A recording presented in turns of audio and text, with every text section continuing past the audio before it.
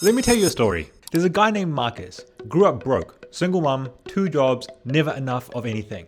He swore that when he got older, he'd never live like that again. And for a while, he didn't. He got a good job, bought a car, moved into a nicer apartment. But even when he was making 5 figures a month, Marcus still lived like he was 1 paycheck away from disaster. He'd check his bank balance every day, hesitate to buy coffee, stay up at night replaying numbers in his head. He didn't realize it, but he'd escaped poverty without ever leaving it. That's the scarcity mindset, and it's one of the most powerful, invisible forces that is keeping people broke, even if they're not.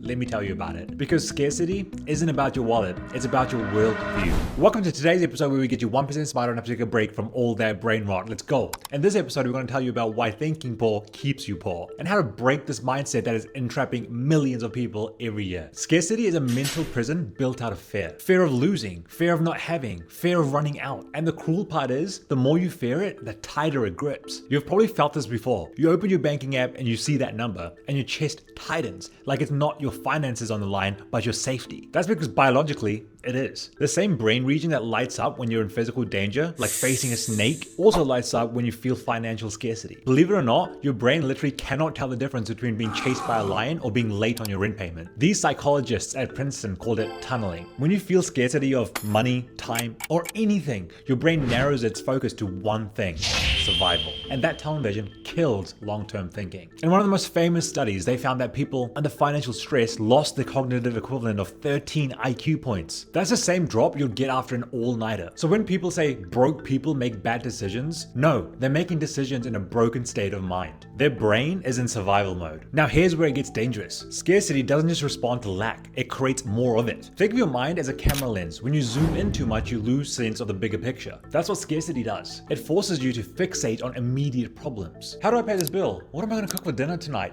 Did I do the washing? And during this, you forget about long-term strategy. You see this everywhere. People choosing payday loans over savings, skipping car maintenance to save money, then paying thousands later. So working 70 hours a week, too tired to build a skill that could earn double. Every decision seems rational at the moment, but in reality, you're digging a deeper hole. And take a guess what economists call this. Yeah, that's right, the scarcity trap. A feedback loop where lack of resources leads to short-term decisions which create more of a lack. And here's the part that nobody talks about, except me, so you should subscribe and like this video. Scarcity doesn't just make you poor in money, it makes you poor in attention. You're constantly scanning for what could go wrong. You obsess over every dollar. You just can't stop thinking about problems even though everything is going fine. That's why people like Marcus, that grew up broke, stay anxious about money even though they're financially okay. They learned their financial skills to maintain freedom, but they never learned how to feel safe. Scarcity becomes the only reality that your brain trusts. So let's talk about why this brain actually does this to you. The short answer is, it's evolutionary. For 99% of human history, resources were scarce. Food, water, shelter. So our brains evolved to prioritize immediate survival over future gains. But the modern world flipped that logic. Today, the people who thrive are the ones who delay gratification, who save, invest, plan, and think long term. In other words, that same brain that helped your ancestors survive is holding you back from progress. Psychologists call this temporal discounting, valuing smaller rewards now than bigger rewards later on. That's why you'll forego investing $100 now because it's too small of an amount than whipping out that $100 for dinner tonight. This is because your brain overvalues what's immediate and undervalues what's in the distant future. And that's the irony of scarcity. It tricks your brain into choosing short-term comfort over long-term freedom. You stay in the job you hate, you hoard your savings instead of growing them, you work harder, not smarter. And this isn't because you're incapable. It's because your brain's running survival code on a system that's built for strategy. So now you may be wondering, how do I actually escape the scarcity mindset? Breaking it starts internally. Here are 4 science-backed ways to do it. Practice psychological distancing. When you're stressed, you make emotional decisions. So step outside yourself. What the hell does that mean? Let me tell you. Instead of asking, what should I do? Ask, what would I tell a friend to do? Research from the University of Michigan found that the simple shift called self-distancing increases rational decision-making and reduces anxiety. It lets you borrow clarity from your future self. 2, move from lack to leverage. Scarcity says, I don't have enough. Abundance says, what can I use? Maybe you don't have money, but you do have time or skills or energy or people. Resourcefulness is just muscle built on abundance. A 2020 study in the Journal of Applied Psychology found that focusing on resourcefulness instead of resources led to a higher job satisfaction, income, and resilience. People who focus on what they can do end up creating more to do it with. 3. Think in systems, not goals. Let's be real, goals are fragile. Systems are built for resiliency. If you say, I want to save $10,000, your brain, it panics. That's a mountain. But if you say, oh, I'll just put $10 a week away in savings, your brain relaxes a little. That's the power of systems. They remove emotions from progress. They make growth predictable, and predictability is what tells your brain, yeah, we're safe. James Clear said it best. You don't rise to the level of your goals, you fall to the level of your systems. And finally, 4,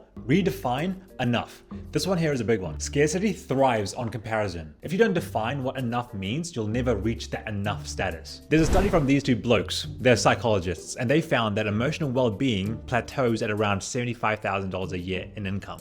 After that, happiness doesn't increase much, because once your basic needs and safety are covered, your brain's fair switch turns off. But here's the kicker. People who feel scarce at 75K will also feel scarce at 750K, because your mindset is wired for never enough. So, if you never define the finish line, your brain just keeps on running, and eventually you'll burn out chasing ghosts. So how do you actually train your brain for abundance? Here's what neuroscience says actually works. Gratitude, but with intentions.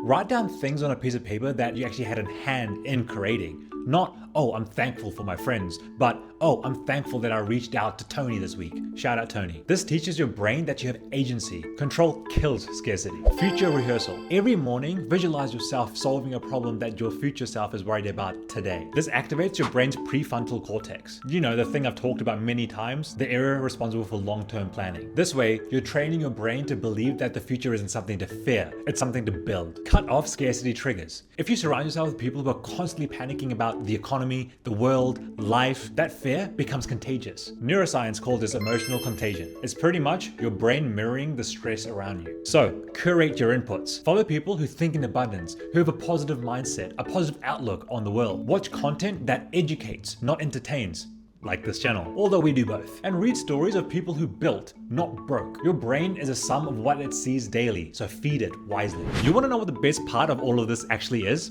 It's a paradox. The people who finally stop thinking poor often get rich because of it. And this isn't because money just showed up at your doorstep, although I would love to have that happen to me, and I'm sure you would too. It's because their thinking stopped repelling it. They stopped making panic-driven decisions. They started seeing time as an investment, and they started building instead of reacting. Why do you think I'm making these videos? Abundance doesn't mean that you have everything. It's the belief that you could have everything one day. And that belief, that optimism, changes your everyday life. You negotiate differently, you speak differently, you act differently. The world, it starts responding to that. Because opportunity doesn't follow money, it follows mindset. Marcus, remember him? He eventually realized something. He wasn't checking his bank balance because he needed to. He was checking it because he didn't trust himself. So he started small, automatic savings, budgeting once a week, investing little every month. Slowly his brain stopped panicking, and one day he realized something wild. He felt rich long before he was. The power of abundance. It's not about being delusional, it's about being free.